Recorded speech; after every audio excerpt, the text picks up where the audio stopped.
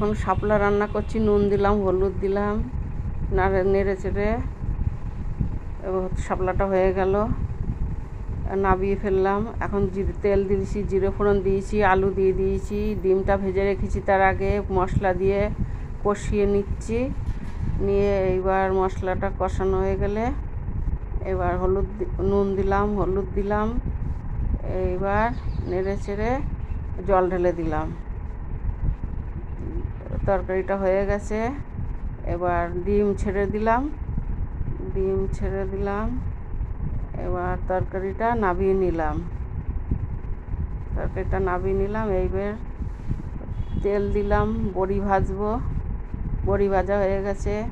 এবার রসুন দিলাম, একটু সর্ষে ফোড়ন দিলাম, শাকটা ঢেলে দিলাম, নুন দিলাম, হলুদ দিলাম, ভাজা ভাজা হয়ে গেল, নাবিয়ে ফেললাম।